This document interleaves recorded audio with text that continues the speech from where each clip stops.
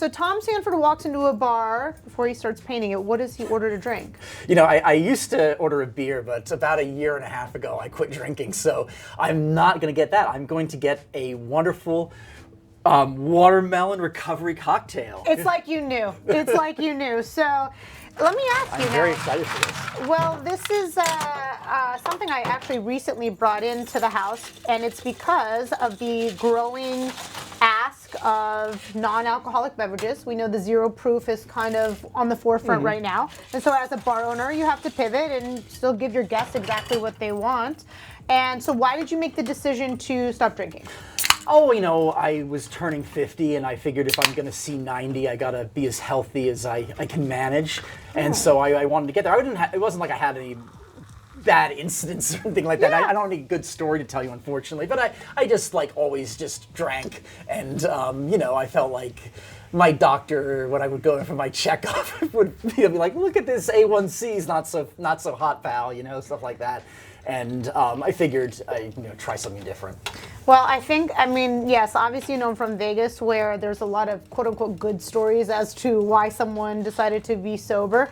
But I think that, like, health is, like, a pretty good reason. You know, you're a dad, and you want to, like, go the distance, and, you know, I'm in the business. I love to drink, but I'm obviously very aware. I'm not naive to what drinking does to the body and all of that. So I think that, you know, just I'm choosing... by no means sober. Oh, are you California sober, as the kids say? Yes. Yeah. Well, and that's the new wave of what's going on. Like, people are smoking more, vaping more, they're drinking less, and so I feel like that's something that's like on deck next, which is something I want as a consumption license, right? As an owner operator, I want to be able to open up a lounge where people can smoke, because we can't ignore that is what everyone is doing, and instead of trying to do it behind closed doors, we gotta like make it the next thing. So that's what I'm working on. So okay, so cheers. Tom Sanford, well, this looks little fantastic. recovery watermelon You did cocktail. a beautiful job too. Oh, thank but you so presentation. Well, presentation is always great here.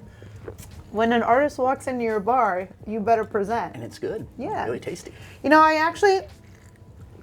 discovered this brand. I was at a Strong NY Expo. They have it every year. You know, it's like a health expo, different vendors and such. And this was new. I had never seen it before. And I like that it used the word cocktail, because like it helps with that branding, and you know how much I love that branding. And so I brought them in, and people really like it. Even the ones that do drink, after 2 or 3, they still want to kind of keep it going. It's that hand to mouth. It's that just want to be able to still consume something, and you can drink it after you work out, or before, or after you drink, or before you drink. The wise drinker will go 1 drink, then one of these, Yes. then 1 drink. I was never that wise drinker. Oh, yeah, yes. And this way you kind of get it in, because, you know, sometimes you have to drink water. It's like, how can we drink 10 beers and not 1 sip of water? It's just, yes, that's it. And, you know, for me, you know, in Vegas, in my 20s, I never drank. I was a Muay Thai fighter. I was an athlete. So, like, even working in the nightclubs, I was always that sober one. So I've always been a proponent of having that sober aspect and being in the environment where everyone is drinking, but you don't have to. And then also, there's just like so many moms, right? Like, I don't ever want to like not have a babe that doesn't, can't drink. She's about to pop out another babe. So yeah, it's always been, it's not new to me. It's not new to any of my bars. I always want everyone to feel like they can participate, whether they're not drinking because of their health, because they have to make weight because of a fight, because they're about to pop out a baby, because they're recovering alcoholic, or because they're just like not in the mood, you know? So yeah, I like to be able to offer more things. So yeah. Well, thank you for bringing these. I brought you something too, Cortney. I brought you some t-shirts. Ooh, I brought you. presents. This is one of our Bacher back pages. This is our 2026 Knicks lineup t-shirt. This is for you. So when you're supporting the Knicks in the playoffs this year, that's the whole lineup. Although we don't have Jose Alvarado and Jeremy Sohan, who they just traded for. And I also, this is that one's sort of a Bacher back pages thing. And then here's more of a Tom Sanford thing. Here's Lower East, because you're from the Lower East Side. Oh my Here's God, I love a little Lower East Side bar thing there. You know, I used to be the Upper East Side queen. Now you're now the Lower East Side queen. I am. I moved in and like, it's kind of like you didn't know what you were missing. I love the Upper East Side for as long as I loved it, and UES is up there, you know, that community, but like I've never fit in anywhere better. Not only am I Lower East Side, but I'm Bowery, so like I step out and it's just like fun right as soon as I step out of the scene. So this is gorgeous. Thank you so much, Tom. And I mean, I don't know if you obviously saw, because I'm obviously wearing a Tom Sanford original. Absolutely. Excuse me, like who's Cortney Bond anyway? Ew. So yeah, thank you, because I love it when you dress not only my walls but me as a human. So cheers, Tom Sanford. Thank you so much. Cheers to you, Cortney. Yeah. Cheers. Cheers.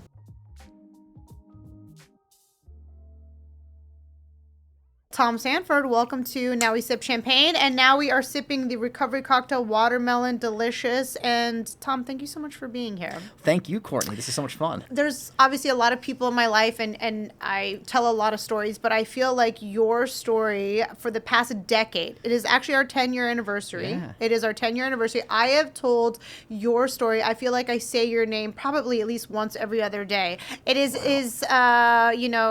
synonymous with my story as to like how everything started, because people always ask me about how UES started and why and where and all of these things. And so it's really hard for me to tell the Cortney Bond story without the Tom Sanford part of it. So I'm going to take it back as to, how we met, our love story. Mm-hmm. And it was, I knew I wanted to open up UES, the ice cream shop speakeasy. And before I did that, I wanted to know everything about ice cream. And it was a pop-up that had come about. It was by the Whitney Museum. And it was, one of these pop-ups, the Museum of Ice Cream pop-up shop. And I'm like, oh my gosh, I want to go to this. I need to know everything about ice cream. So got the tickets. And it was like, my gosh, this was their very first one, very bare, just a couple of rooms and different installations in each room. They had the lighting room with the hanging cone lights. They had the sprinkle pool, very in its infancy, which now if you go to their Soho Museum of Ice Cream is so crazy. And then at the very end, they taste you on ice cream. They have this like little soft serve that they taste you. And then you turn around, there's like a swing there.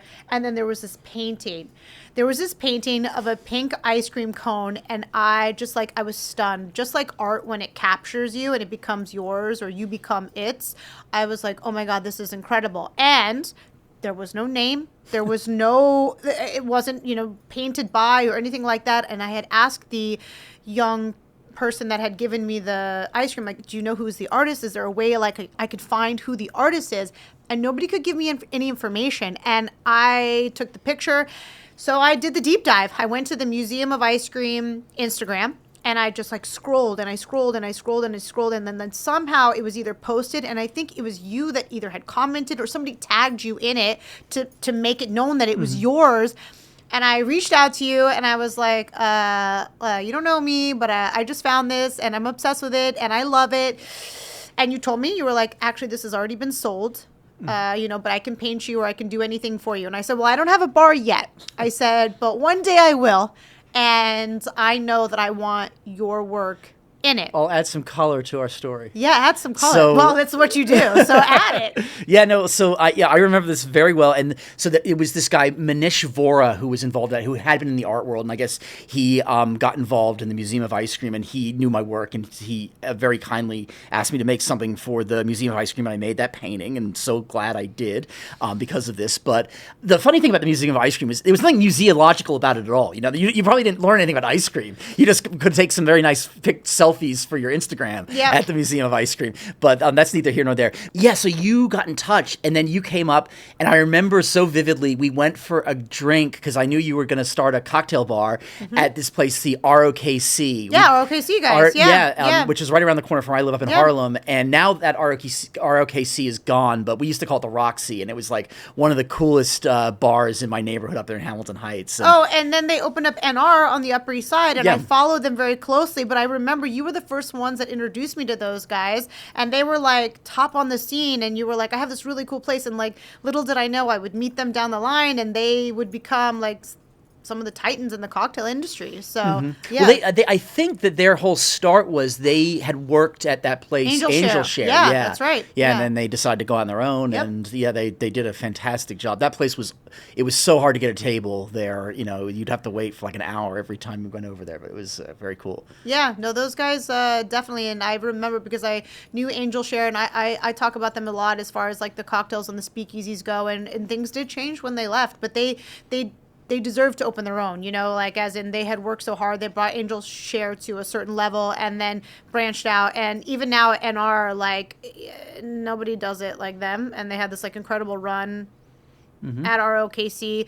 But yeah, I remember that very well. And I was like, this is, so great. This is so cool. I actually forgot about that one moment until you just said it. I'm like, yeah, you're right. That is part of our story. And then, it wasn't until, so I signed the deal for UES in 2016. And I don't remember when I first sent out the email, but I already knew that it was going to be Upper East Side focus. And I knew that I wanted to create something that represented the Upper East Side. And I don't know if it was maybe like an email that I first said, it's like, this is my idea. And I have like all these people that I want to do something that are incorporated or have something to do with the Upper East Side. We had kind of gone back and forth on possible candidates, right? You had sent me like a couple of lists and I had like a long list. And then finally I decided on who would end up being the Fab Five, right? You always know very specifically what you want, Cortney. You always know every detail. Yeah. But it manifests in everything you do. And it's so much fun for me to watch you do these things because, saying someone is like an artist is sort of an overused cliche. But you certainly are because like the vision, like when I first saw that place that became UES, it was like a bombed out old space. It was like so dilapidated. And what you made that into just blew my mind. It's so crazy. I have never considered myself to be an artist. I would never like assign that term to me. I know that like when I want, a painting or a sculpture or something, like I'm like, I need to reach out to my artist. And then I do create these spaces. I'm like, well, wait a minute, like these were blank canvases or like you said, something, not even a blank canvas. It was like a rotted out something, whatever I found. And then I transform it into something, that lives inside my brain. And as an artist that it's very, I go to like a crazy place. It's nothing that I don't. It doesn't come from a plan or a printer or a design program. I will just walk into a space. I will live in a space. I will feel that space, and then I will like, this is the direction that I want to go. This is the colors. This is what I see. My agent Winston, he says it all the time. He's like, I can never see what you can see, and then I do it somehow, and then I'm like, well, maybe I am an artist. Maybe this is art in a different form because we know art comes in so many different forms. But what's really, is such a talent, is such a skill. So I can't draw, right? Like I can't. Like I can't. I can think of these things and I can guide and I can verbally get someone where they need to go, but I can't actually draw or paint the way you can. And so with me, it's literal stick figures. It's sort of like, hi, I'm Biggie Smalls. And it's literal stick figures with like all the little bullet point details, the John Jay coat of arms, the bottle of Cristal when he was shot, like little things that I know I want incorporated, these little pearls, as they would say, these, or Easter eggs, as they would say. And then I'm telling you, in the same way that like, somebody would walk in this place and see what it used to be and then what I turned it into, it is straight magic. Every single time I give you this list of like, punch items that I would like to see come to life, and you really bring it to life, and I'm always just like shook every single time you send me that first like draft. It's just I get chills, and there's always like different places where you'll first send it to me, and like I don't know, I remember one time I was like at the gym and like I couldn't even move because I was just like so stunned by it, from I guess like artist to artist. But like I don't know, I'm definitely not in your league in a different way, but like oh no, you are. It's pure magic what you do. Oh. So our first one together was the Fab Five, right? And we still play that game. UES will be 9 in November. And, I had picked these 5 characters that had something to do with the Upper East Side. I had Martin Scorsese because he lived on the Upper East Side. I had Jackie O because she was raised on the Upper East Side. I picked Biggie Smalls because, yes, Brooklyn, but, was buried on the Upper East Side or had his funeral service. And he's your favorite. And he's my favorite. Biggie's my favorite. He's my guy, always has been. And just like my hero and the music that I would listen to, or that anyone that, is fighting for something, connect to that music. And then I chose Rockefeller because, he obviously built so much and has everything on the Upper East Side and didn't drink, which I also liked about him, that he was a big proponent of not drinking. And then Vera Wang, because also bringing the fashion in. And she's a born and bred Upper East Sider, lived in that same building that Jackie O's family did on 1045th Avenue on that Millionaires Row. So all these things, and then the little details, right? Which some of the old school New Yorkers, when they see the Elaine's matchbook on the table, and that's something you brought. You brought that detail in. I kind of gave you asked me for some picture of like the furniture of what the booths were going to look like. And you put that table together, and then the serendipity ice cream that you put, because that was also one of the cocktails and something that Jackie O was very famously photographed, and coming out of that serendipity, and I don't know, just these things that you tie together, and it's just it's timeless. And just as important as the ice cream is, I feel like, to UES, is that painting, and it just it brings so much life. It brings so many people in there. The conversation piece, they're always so stunned by it, and the way that, I've always been about blending things that maybe things that people would normally blend together, but that is always something I'm super passionate about, putting complete opposites together. And people, why is Jackie O with Rockefeller, with Vera Wang, with Biggie, and then it starts this conversation as to why. But I always love telling the story of, like, this all started from a pink ice cream cone and from Tom Sanford. So I'm going to actually take it back, because I know that when we did meet, you told me about a painting that you did for a bar owner, or he was a bar regular. And this was someone who did you paint in Harlem? It was somebody, it's a single painting of him that he went to this bar. You had told me about it because it hangs in that bar. There was a painting I made of the Honeywell, which is a bar up there in Harlem. That's not at the Honeywell.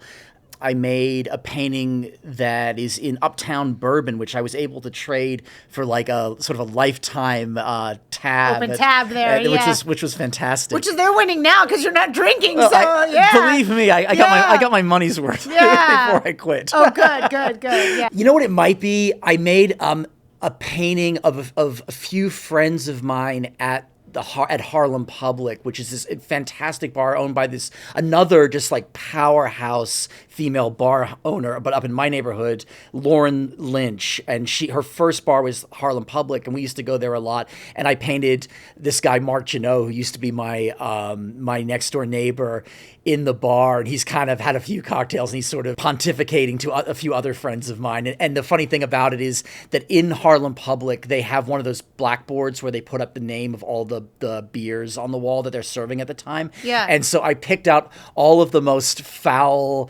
named beers, like Arrogant Bastard and all sorts of stuff like that. And so I was kind of like making a little fun of my neighbor, who was like being long-winded in his conversation. He's talking, actually in the painting, the bartender is this guy Ronnie Hendricks, who was one of our favorite bartenders, who bartends at all the bars up there. And then Alex, my wife, is in the painting, and also this guy Avi Gittler, who used to have an art gallery up in the neighborhood, who I used to do some shows with occasionally, a dear friend, and many people in the world I love very much. And all these people in this painting. So that might be the one you're talking about, but that one is not at the bar. But I don't know. There's so many paintings out there. Yes. And well, so let me ask you then, when was the first time that you painted something? Because, you have a lot of music, a lot of sports, like that's a lot of where your art is. When was the first time you painted something for like F&B, for like a bar or restaurant? Which one was the first? Well, you weren't the first, but you were among them. And I wish I kind of had the timeline here, and I knew it. I'm really not sure. All these things blend together. But what I would say about painting stuff that ends up in bars, restaurants, things like that, is like, over the years I've done lots of shows in art galleries, and I've had paintings in museums and all sorts of kind of art institutions. But what I've found over the years is that I like my work to be in the milieu that I'm painting about. And like, I think of myself as my main subject matter is New York City.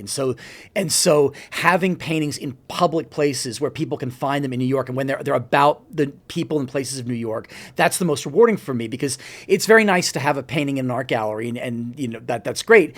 But what I love having on permanent display paintings at Champagne Problems, or back at NAS, back when it was there, NAS, or of course at Upper East Side, UES, and because like I can tell people, like, if you want to see a painting of mine, just go to the bar and see it there. And I feel them like they're not sterile. They're in real places where real people are hanging out, and they're part of the fabric of the city, and that is what inspires me, the fabric of the city. And so I don't want to comment on the culture. I want to be part of the culture. And so over the years, I've had the opportunity to kind of get involved with some of the things that make New York really special to me. Like I've kind of managed to sort of weasel my way a little bit into like the kind of culture of the New York Knicks. Through Bacher Backpages, this incredible clothing company, or kind of a t-shirt company and content creating thing that my friend Stephen Delakian cooked up a few seasons ago. ago, and we've been making T-shirts and making all sorts of Knicks content for a few years now. And I've ended up on some Knicks commercials and things like that. And like I ended up doing like a sneaker collaboration with Patrick Ewing a few years ago. With Ewing Athletics is one of my Ewing Athletics sneakers right here. Yeah. And so being involved in the culture of New York is the most rewarding thing that I feel like I can do through art, and I just get the most out of it. And so having paintings in bars, because bars are one of the places I spend a lot of time in over the years, and so I love that. Oh, yeah. I love that you say that, because that's absolutely it. You are part of the fabric. And obviously, we know in New York that the food and beverage, bars and restaurants is a huge vein of that. It's not always true of everywhere you go, but the bars and restaurants, they're so rich. The stories behind them, the people that own them, the people that fight to stay open and operate in New York, which can be a very difficult environment to own and operate in. But it is, people love it here because of that. And I can tell you that, so yes, we have the Fab Five. And then for my second place, Not a Speakeasy, you did Gangsters Last Supper, right? Everything in that venue was about underground and gambling and poker and gangsters, real and fictitious. And so I sold that property, but I still wanted that art. And you also know I'm a big fan of using all your senses, your look up, your look down, your look left, look right. And so I put it on the ceiling at Not a Speakeasy at UES, and people love that shit. They love that shit, because everyone that, loved Not a Speakeasy, they'll come to UES now and they remember and they can see it and they're looking up and they're looking at their favorite gangster, and then you can see them telling the story of who's whom while they're looking up, and then obviously looking on the wall over there, they've got the Fab Five. So it becomes, like I said, a conversation piece, and makes people think and makes people connect to the same way they connect to music, they connect to art, they connect to movies. It really is. It's such a vital part of the fabric. And for me personally, right, because this is another term that I've been using more frequently, is that I'm a maximalist artist, right? There's so everyone knows that there's going to be a lot of color, there's going to be a lot of shit everywhere. Maximalist is it. And that isn't everyone's taste or flavor, right? It certainly is mine, Cortney. I we're know, exactly the same way. The thing is like, like attracts like. There's a reason why I was attracted to your art, right? Because it's not exactly, and what is the term when you paint exactly the picture? Is there...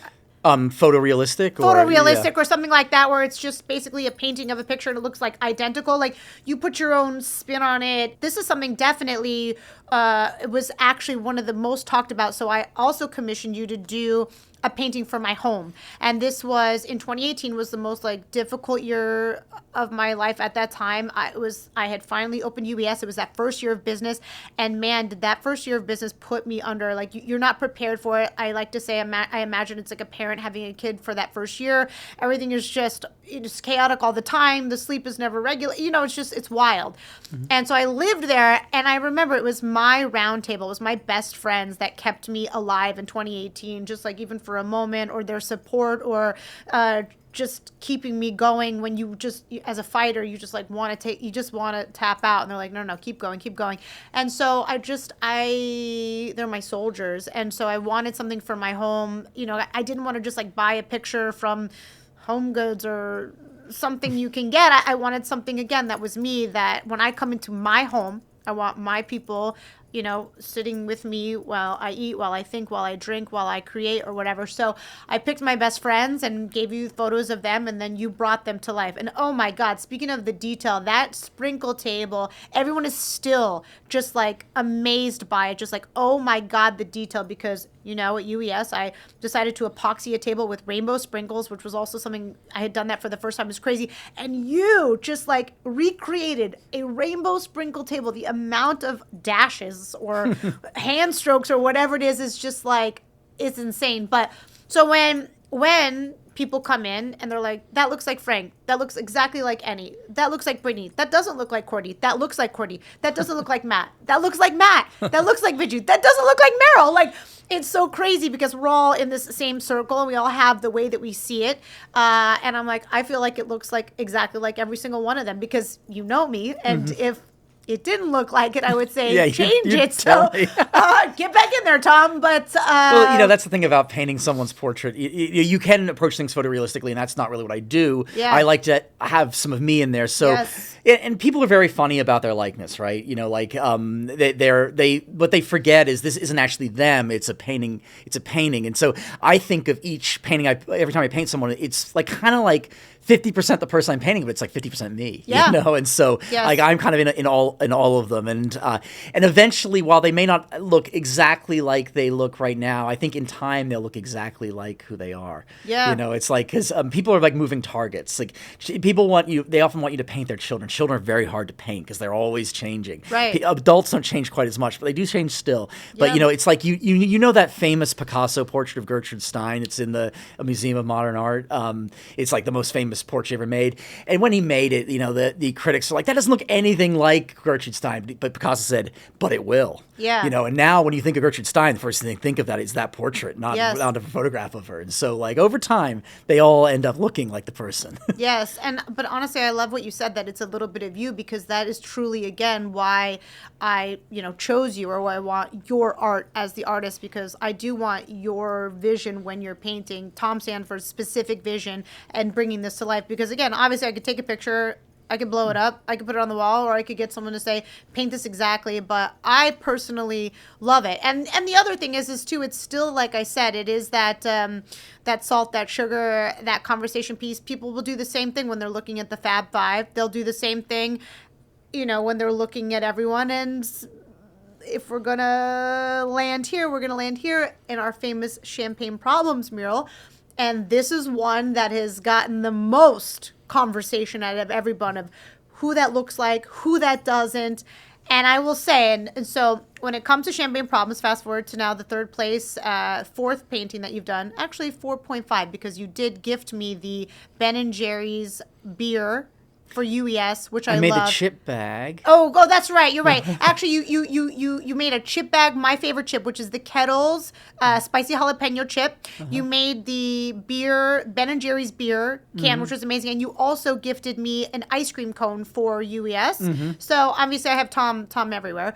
In Champagne Problem, so let's get to it. So I had chosen all the people that had something to do with champagne. And this is also why I talk about you so much, because this story is really crazy, and it's only really our story that we lived it, and I tell it to people, but I just, no one can feel this story as much as you, because of what you created. So I had picked these people, and I'm like, all right, everyone that has to do with something to Champagne Problems, I'm gonna open up this place. Okay, I love Drake, he's the champagne poppy, he's also got his own line of champagne. All right, we're gonna pick Taylor because Champagne Problems, she's got her song, her version, Dom Perignon, we want to get Dom in there. We're gonna do the Dom Perignon with Lady Gaga because she made that, she had that collaboration with them, which was really famous. We're gonna do Hove, and we're gonna do Beyonce because they're part owners of Ace of Spades. We're gonna do that picture of Kim Kardashian because while she's not anyone's favorite on this picture, she was famously photographed with a champagne glass on her ass on New Year's Eve, and that photo went viral. And if anyone knows how to make things go viral, it's Kim K. And then I was like, all right, well, of course, and I'm thinking about music, and Biggie's my favorite. What was Biggie? It was Biggie and Puffy. It was Biggie and Puffy together all the time, popping Moet and, drinking champagne. So I did that. And then I was like, well, I also want to have, me, I want to also teach people about champagne. So let's also get all the old school people that have something to do. Let's get the monks in there. Let's get Dom Perignon on there. Let's get, and I think it was you actually who brought in the James Bond component of it. I think I had a few suggestions. You Maybe did. Churchill, I don't know. Yeah, you did Churchill. You brought James Bond on because everyone does know him for Shaken Not Stirred. But he actually drank, in the novels, he actually drank champagne. He drank champagne. And so you picked that. We had Coco Chanel on there, Marilyn, who was very famous in the 7-Year Itch. And I tell that story a lot about her dunking her potato chip in champagne and then eating it in that movie, which is why I incorporate potato chips in champagne. Yeah, and Madame Clicquot, obviously. And all the other little nods. And so I gave you that. And then, again, you had sent that first draft. You always start with a sketch, right, before you start painting. And it doesn't look good right off the bat. It doesn't look at all actually what it's going to end up looking like. And I get a little nervous and I say, Tom, and you're like, don't worry. So then was it the sketch that... Well, I think I did an initial sketch. I think you didn't like the initial sketch and we changed it a bit. But when was it, was it that we had to make the change on Puffy? Was it the sketch or was No, it was much later. It was the painting. You painted him. So no, I had paint. I might have. I don't know if I painted him first, but I painted him relatively early on, and then what happened? It was the same day. It was the same day. We all are on the part of the same algorithm. We're all seeing the same sort of thing. We all saw the first time it came out about Cassidy. She had these claims about Puffy, and it was like, well, is this real? When there's smoke, when there's fire. And you sent it to me. You're like, did you see it? I'm like, yeah, I saw it. And you were like, what's the move? Do I continue? Do I continue painting this? Because I was like, well, who else and what else? Kind of took it to my team, right? My best friends, my 2018 guys. And I was like, guys, like, what do you think? Because in my mind, I'm always thinking, all right, what if this turns out to be fluff or it's not real? And then everyone knows. Are you glad we took him out? It would have been much easier to do it then than because it was. I was going to have to sand him out, so I took like a power sander to Puffy. But had we had to do that in the club after the place had opened, that would have been very inconvenient. So that was the deciding factor for me, was if this does happen to be real, or if something really does come of this, and now we have him up there on the wall. I'm inviting, because you know me, I'm always designing for the babes. I'm inviting the babes in. Like, I can't very well have this man up now as somebody that I support if this is true. It still was an if at that time, but I had to make that call. So I made the call, and then it was like, who do we put instead? And I was like, you know what? It's crazy that it didn't come to me at first, but this was also something that was new, that the reps had told me that 50 Cent had just come out with his own bottle of champagne, Les Chemin du Roi, and I was like, really? I was like, okay, and I'm not always with celebrities putting their names on things because, just because you put it on there doesn't make it good, doesn't mean I'm going to support it. But I will say that, of course, being born and raised in Vegas and like nightlife is my shit, like he's the anthem, right? You can find me in the club, bottle full of bub, my mom. Like, so actually he deserves a spot on a champagne wall, on a place where champagne is talked about, because that song, for every birthday, for every, bottle service that goes out, it is that song that is played on repeat. So I made the call. I was like, all right, Puffy's out, 50's in. And like, what a world, Tom, because obviously, here we are. We all know how that transpired. We all know what happened. What if that wasn't like the greatest decision? And that was no easy feat. Like you said, you had to take a sandblaster out. You had spent all this time creating this, and now you had to essentially start from the beginning and make that work. And you did. The greatest decision I feel like we've made together was that. Idea. And it has definitely taken us the distance as far as like we do. We're very proud to have 50's champagne in the house, and he's here and his brands are here. And I'm glad that we made that. And also glad we made that for like in life, because obviously of what's going on. So, and I know the babes definitely appreciate it. So, okay. So we took Puffy out, put 50 in, but that wasn't the only thing we had to do on that painting. Oh, I just didn't.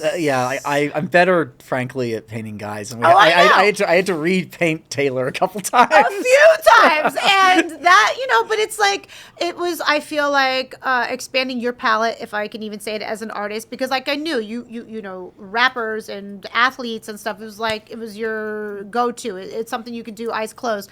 And then when it comes to women and the women I think are tricky to paint, at least for me. And the reason being is that they do a lot to kind of make their faces, to take detail away from their face. You know what I mean? Like a lot of makeup this is at least how I perceive it, to make their face almost a little bit out of focus in a way, like to make it smoother. And the less there is for me to hold on to, it makes it more difficult for me. And so men don't, because of the societal beauty standards and that sort of thing, men don't have this pressure on them to have this kind of perfection in their face, and so they're not obliged to put makeup that kind of in a way sort of disguises them slightly, and so it makes it trickier for me to get girls right. But I think I got her real good in the end. Oh yeah, no, definitely. We had to go back to the drawing board, because the first thing I said to you, I was like, Tom, the Swifties are gonna come for us. I was like, they're scary. So like, you cannot upset the Swifties, and we obviously don't want to upset Miss Swift. But the other thing that is true about women, and that's not so true about men, is that a woman's face or her appearance can change with her hairstyle, right? Usually men, that's it. Maybe they can part a little left to the little right, but a woman's appearance, if she's wearing it up, she's wearing it down, half up, down. And the picture, because when we start these things, I send you pictures of like kind of where I want to go, because also women may change depending on, which era or whatever their year was. And I think the picture I sent her hair was up. Anyway, it just didn't come through the right way. And then, but being an artist that has to obviously deliver to a client, you can choose to stay firm as to how you are.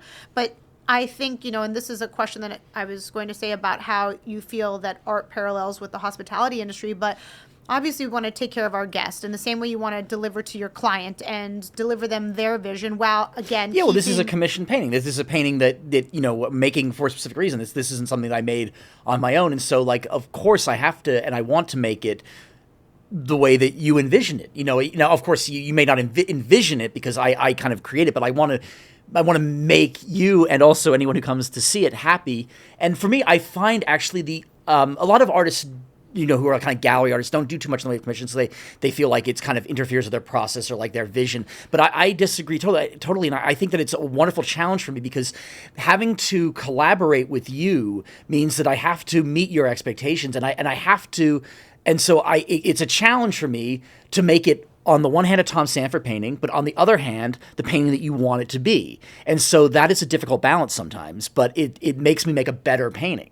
And you kind of hold my feet to the fire, because you go, a lot of times people go into an art gallery in Soho or Chelsea or wherever it is, and they'll be like, oh, my kid could paint that, it's not very good, but the artist can say, but that was my intention, it's like, this is my vision, but I don't have that luxury with you. I gotta fucking deliver. Yeah. You gotta fucking deliver. That was definitely worth it. Yeah. So I love that. I love the interaction of working in that way, and it's only a very contemporary thing that artists kind of work just for themselves. Like back in the olden days, like the Renaissance or the Baroque period or whatever it is, most art was made on commission for a client, and the artist had to contend with the expectations of the client.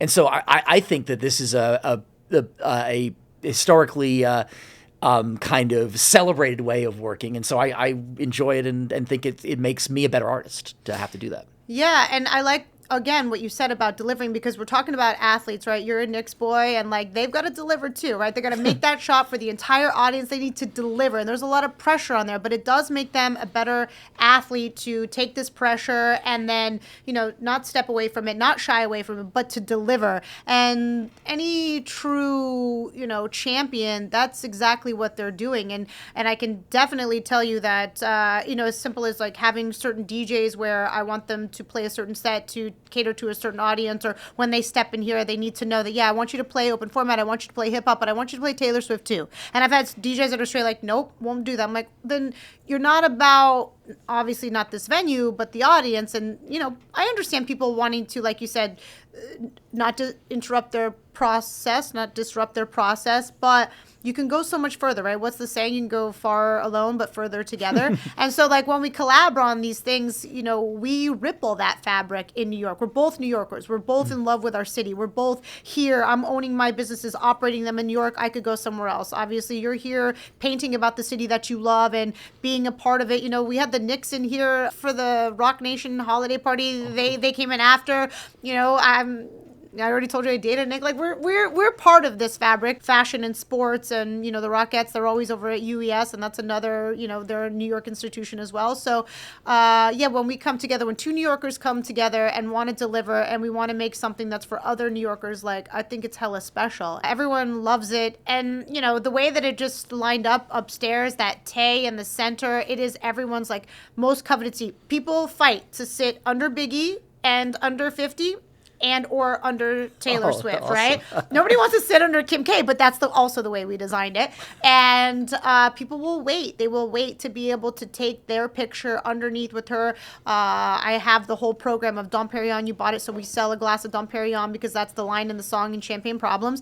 And when they order that bottle service, they want to sit under Taylor Swift, holding her Dom Perignon bottle so that they can order their glass of Dom Perignon and cheers Taylor Swift. So you're giving them this moment. See, I just love love that so much. Like just to kind of be in selfies, like that's fantastic. I say it all the time. I've been curating Babes' profile pics since 2017. I can't tell you how many times, in Instagram, the profile photo is of a babe in front of the ice cream pint wall, or now in front of the chip wall, or I'm like, I'm part of her life, or she loved it so much that she's taken that and that's it. But oh yeah, you are definitely all over with the Swifties that come, or not the Swifties, or anybody that appreciates any of those artists that are their artists. Like, that's it. Like, we will have lines of like who wants to sit at that table. They will wait to be able to get that shot. And the staff, they also encourage the photos there. Maybe they don't know, but that's what I'm saying. It's very powerful. It's not just like something that's hanging on the wall as art, which it can be, but it's like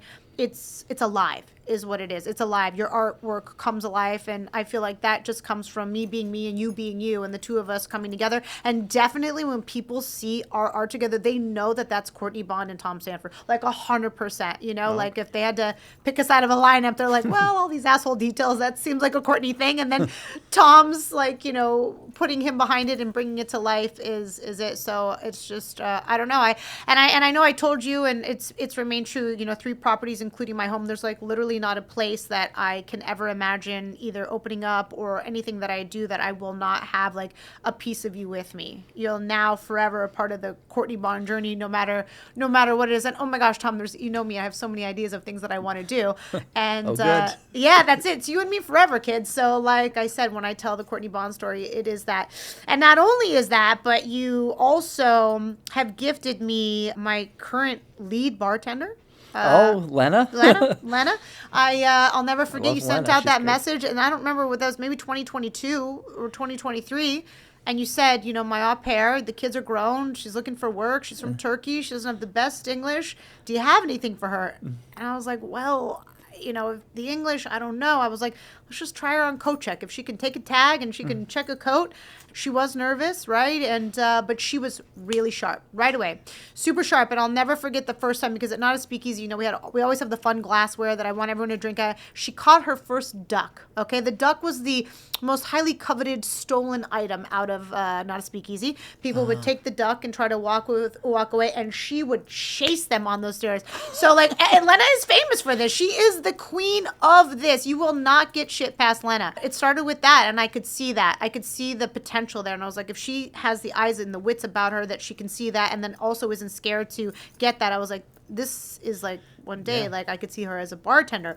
So I threw her on the floor, and she was really nervous because me, I'm intense, and she wanted to do her best, but also wasn't maybe there with the language. And that was 3 years ago, and 3+ years ago. And fast forward today, she's now the lead bartender at Champagne Problems. Wow, that's amazing. And she worked at the Honeywell as well, as a host, also was trying to work towards her way in the bar, but found that she had more support, I would say, at Champagne Problems, and I wasn't going to let her get off easy. And so now you also gifted me my Lena. Lena's amazing. Actually, my security guard, honestly, last night she was selling bottles and upon bottles. She loves bottle service. This girl, when we sell bottles and sparklers, so she's Lena. So that was another gift that you gave me on top of all the art. So, okay, so let's go back to the very first story, because this is a story I actually don't know. How did you get into art? How did you get into painting?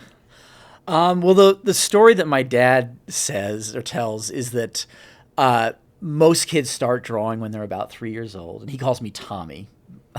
But Tommy started when he was about 3 years old, but most kids, they stop when they're about 8, and he just kept on drawing, and there you have it. So that's about it. But no, but I always drew and painted and that sort of stuff when I was a kid, and I took like art classes in the high school I went to in Westchester County.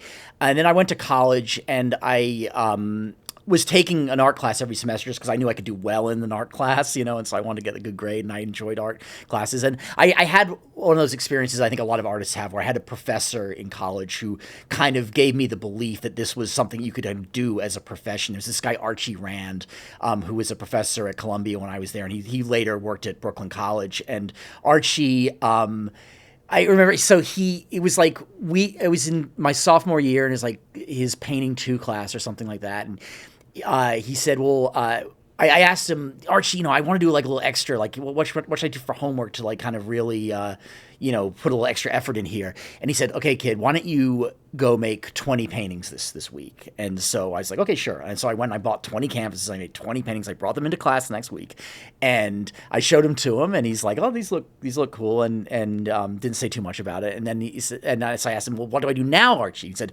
why don't you do 20 more paintings this week? So I went and did 20 more paintings. I brought 20 more paintings back, and I said, he looked at them and didn't say too much. And I said, what do I do now, Archie? He's like, well, you tell me, kid. You just made 40 paintings in 2 weeks. You're an artist. So, wow. I kind of got the belief, and it wasn't just that. He told the most amazing stories. Like, he spent the entire 5-hour class, like, kind of telling these incredible stories about, like, the New York school painters, like, Jackson Pollock and Philip Guston and all these people. It was very inspirational, and I just kind of got the bug, and it just got to the point where I was spending, like, 50, 60 hours a week on my art homework in college, and I was an economics major, and I wasn't doing very well in my economics classes, and so I became I did a double major initially, but then I sort of downshifted to a major in art with a minor in economics. And then when you get out of school, and I don't care where you went to school, if you got an art major coming out of school, you've got two choices. You're going to flip burgers for a living, or you're going to make art. And so I decided to make art. And so I ended up working for various artists and doing kind of, sort of bullshitty jobs, like working on the sets of commercials, building sets and stuff like that for a few years out of school. And this was back in like the late 90s when New York was pretty cheap comparatively to what it is now. So I lived in a loft with some friends out in Bushwick for like $450 a month. I paid in rent. It was fantastic. There were like rats in the loft, but still. But then I met Alex, my then girlfriend, now wife, and she was living in the West Village, and I was living out there in Bushwick, and she did not have a tolerance for Bushwick. It was like a little too grimy for her. My block had like burned out cars and stray dogs all over, and friends of mine would always get mugged, on their way to our building. I knew that if I was going to continue to date Alex, I had to find my way into New York City, and so I applied to go to a graduate program at Hunter College because they had a really great deal there. The tuition, if you went half time, so you were taking 2 classes a semester, was $1,100 a semester. So it meant for $2,200 a year, you could have a studio in Manhattan, and that was because that was part of the tuition. Right. And so I did that. I applied with like 4 days before the thing was due. I submitted my application. I got that guy Archie Rand to write me a recommendation, and I got an interview. And there was like 150 or whatever people there for their interview, and I was the only one who showed up in a suit. And because I figured I'm trying to get this job, I'm going to show up in a suit. And I did my interview, and it was lucky for me because there was this artist who was interviewing me who wasn't part of the permanent faculty, so I wasn't aware he was going to be there, but his name is Drew Beatty, and I was a big fan of his work. And so when they asked me for like, do you have any questions? I had all these questions for him. I was like asking about his work. And so I think he was really flattered by that. And so I think he put in a little extra effort to get me in. I got in, and so but really how how I became an artist is like, I worked for artists, and I learned from artists doing like kind of bullshit jobs for them. Like I worked for this artist named Deborah Cass, who was a fantastic painter, and also this guy Alexis Rockman, who's also an incredible artist. And I learned like basically everything from these guys. Like I learned how Alexis used to paint with like the phone under by his ear, because he was like talking on the phone all the time, because to get things going, because the thing about making art is it's you've got to make the work, but you've also got to get it out there. That's really what I'm not super strong at that. I like to spend time in my studio on my own, not being bothered, and just paint away. But you do have to do that, and I learned a lot about that from Alexis and Deb. And, eventually I just started to sell some art, and I did this project actually that got me a lot of attention. I was making these paintings of like gangster rappers back at the time. Like they were like icon paintings of rappers like Biggie or Tupac or whatever. And they were kind of a sort of about my ambivalence about being a white boy who was a fan of hip hop. And I decided to do a project where I was going to turn myself into Tupac Shakur.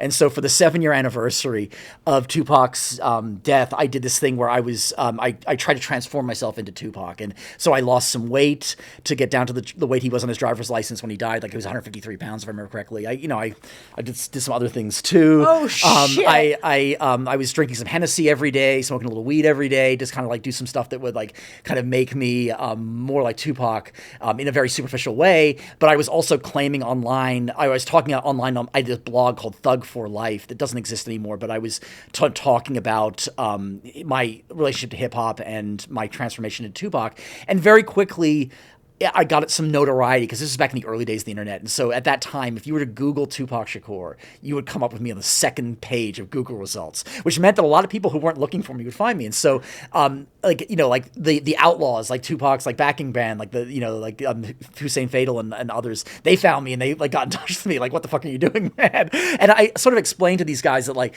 and anyone who would get in touch, that this was about like how I, on the one hand, loved this music and grew up, and it was kind of how I learned about black culture and that sort of thing. But on the other hand, I was very uncomfortable with it because I realized that there was an element of sort of racism that was involved in it. And there was also an element of like exploitation. MTV was kind of selling me this idea that was a sort of fiction about black masculinity, and it was kind of about my ambivalence about hip hop culture and being a fan of it. And the ironic thing about it was that so over time I got thinner and I got tattooed, I got earrings and nose rings, and I shaved my head.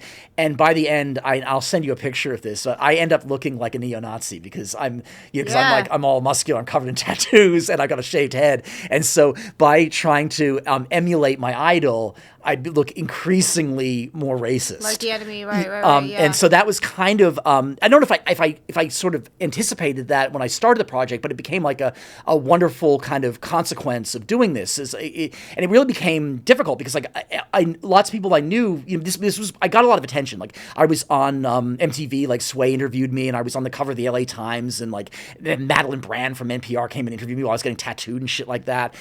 So and VH1 approached me about being on a reality TV show, like, because back then they were doing all these things about like fans turning into their idols, but they realized that this is really an art project, so I wasn't really what they wanted. But anyway, well, my friends who would see this like what the fuck is Tom doing? Like he's trying to essentially go into blackface. Like this seems like pretty racist or at least problematic. And so there was a level of discomfort which made the project really hit home. I don't know how I've kind of gone off on this tangent. It's like kind of how I became an artist or something like that. But that was kind of how I became a sort of professional artist, because I started to get a lot of attention. And then and when this thing happened, I started selling all my paintings, and so I wasn't and I sold the photographs that I made of the Tupac thing as well, and that went well. But it was at that time that I kind of went from being just to like, starting to work with art galleries and having a little bit of a profile at that point. And that's how I became an artist. Well, and you became a disruptor though, right? Because when you disrupt, or when you really, I don't know, get under people's skin, you're talked about when they say, all publicity is good publicity, or whatever it may be, made them, you've struck a chord, right? So because I strike chords all the time with, like what I do. And, people ask me as well, and which I would, ask you, like, how do you handle the pushback on your art or something like that? You talk about that, like, we can't imagine what that would be like today, with all the comments in the internet. Yeah, I wonder how that would go. Yeah, I mean, like, it's great. I mean, obviously it was a different time back then, but and why did you connect with that music so hard? Well, it's just like I grew up in suburban Westchester County, to me, rock and roll music, while I liked it, it seemed like my parents' music. Hip hop, like punk rock, was like transgressive. Like if you wanted to listen to music that kind of like made your parents uncomfortable, Yeah. And so like NWA, that makes your parents uncomfortable. Public Enemy, that sort of thing. And just frankly, it was a lot more vibrant, and it just seemed more important and more subversive than rock music did, in the early to mid 90s when I was a teenager, Yeah. And so, not to say that it was all I listened to. I certainly listened to plenty of like kind of Lollapalooza kind of music of that time. But I chose to do this project about hip hop because I knew it made more sense culturally. And frankly, I back at the time when I did this, I kind of predicted that if you like looked into the future, while the death of Kurt Cobain is like an incredibly important cultural moment, I felt like the death of Tupac was more culturally salient than the death of Kurt Cobain, and I think I'm correct on that. Like I think, agree. I think that Tupac's death is like an event that, if you talk about the 20th century, it's like one of 100 events that you could like point to as like the most important moments of the 20th century, in my opinion. And Cobain, very important, incredible musician, but just not historically important in the same way.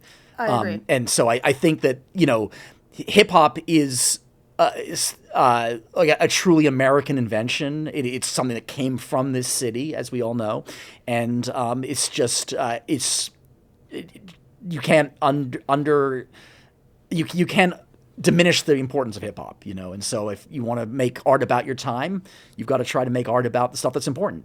Yes, and honestly, I always say, because I get the same thing, what is this white girl? She's always listening to rappers and hip hop, but that is the soundtrack to a fighter's life. Is hip hop, right? You don't feel more at home than when you're listening to hip hop and rappers and talking about where they came from. I mean, their fight, their struggle, their path is always so much more rich than any other, and I just always found myself gravitating because it is that music that like gets in your soul and it's in your blood. And I definitely have a very unique upbringing, and I was on my own fighting for things along the way, and I would always gravitate towards that music because I felt like I had someone that knew what I was going through, or I felt like I had someone that I could relate to, or just somebody that could help me get you back up in the ring and help you throw that punch. Like that was always the soundtrack, and people automatically assume, well, if you're white, you're going to listen to white. If you're black, you're going to. That's obviously not the way, and certainly not in New York. But I was from Vegas, right? So like it was in Vegas, the music out there is the sound of a slot machine. But and Vegas certainly. I mean, now today Vegas is different, but definitely back then it was someone from everywhere, and everyone just all about the hustle, that's also that you hear that in hip hop and rap music is about the hustle, and in Vegas nobody cares about anything else other than making their paper. How are you hustling? Are you gambling? Are you drugging? Are you drinking? Are you selling? Like that is the city of hustle as well, next to New York. Because New York has the culture and has art and has restaurants, but Vegas only had the hustle. This was a casino, or this was a city born with casinos. Like that's our church. Yeah, it's like those kind of values are much more contemporary than the idea of being like not being a sellout and being like kind of an artist, which was an idea that was much more important in the 20th century. And now there's no problem with selling out or hustling. Like doing it for the Benjamins is the kind of contemporary ethos, right? Like it's whatever you think of that is whatever, but that's kids today, I'm 50 years old, like I am kind of out of touch, but the concept of selling out is not a concept that they care about, like it's not, it was a big thing in the 90s, but it's not anymore. Agreed. Yes, definitely not. Okay. So now, do you have one painting or piece that sticks out that lives with you? Do you have a favorite? You're not supposed to have a favorite kid. Do you have a favorite? I don't. This is putting me on the spot. I can't think of a favorite piece of art. I love them all and hate them all when I'm making them. Like there's always this arc when you start making something, you're incredibly excited about it, and there's all this possibility, and then like about halfway through, it's like you hate it so much, it's like so awful.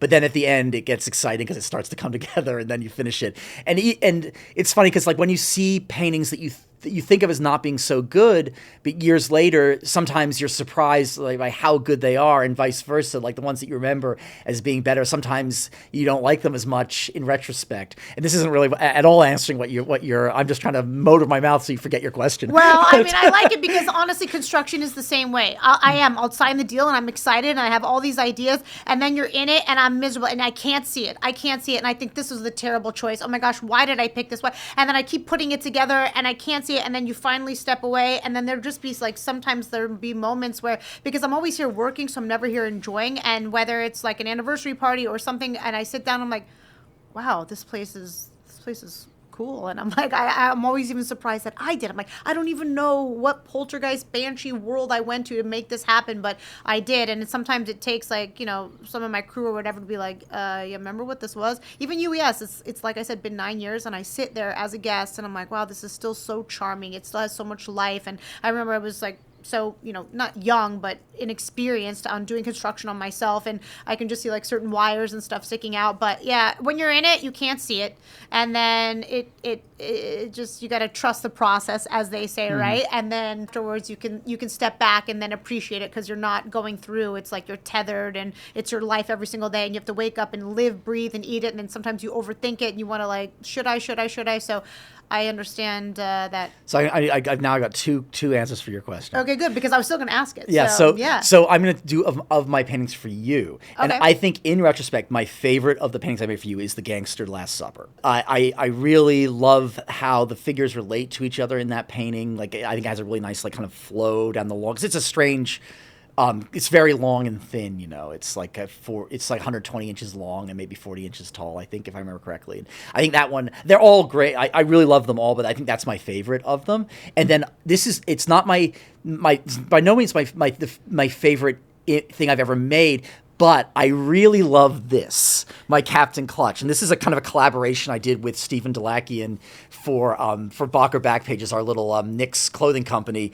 But this image is probably my most famous image, because we've sold so many of these fucking T-shirts, and if you ever go to a Knicks game, you're gonna see people wearing this thing. Hell yeah! And it's been on Madison Square Garden Network so many times, people on Celebrity Row, or whatever, like wearing this T-shirt. So I love the fact that I have an image that like when my daughter or my son wear it to school, like people will see it and they'll be like, I've seen that before. Like, whose shirt is that? And they're like, my dad made that. My dad made that. and oh, that hell yeah. I love that so much. Captain Clutch.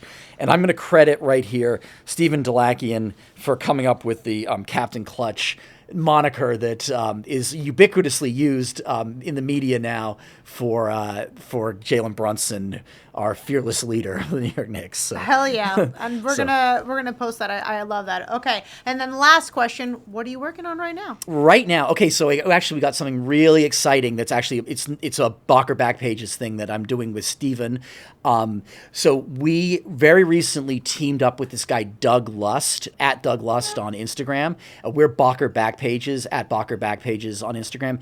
And Doug, what he does after every Knicks game is he writes a song that's like a flip of a famous song where he kind of does a recap of the game. So if I don't know, OG Anunoby plays well, he makes a song about OG and he sings about him, but he takes like a famous rock or rap song and he turns it. So it's exactly what we do with Bacher Backpages, because we take hip hop album covers or movie posters or a cereal box or whatever it is, and we turn that into a Knicks meme. He takes songs, he turns to Knicks things. So Doug is going to play a concert at Brooklyn Bowl on the 15th of April, which is between the end of the regular season and the playoffs, and Bacher Backpages is going to art direct the entire thing, and we're going to do all sorts of cool stuff. I had some ideas that I think that the people at Live Nation were not going to let us do, between you and me, I was talking about making a piñata of the star player in the other team, but that's not going to fly. But we got all sorts of other very, very cool ideas, and it's going to be really cool on April 15th at Brooklyn Bowl. Doug Lust,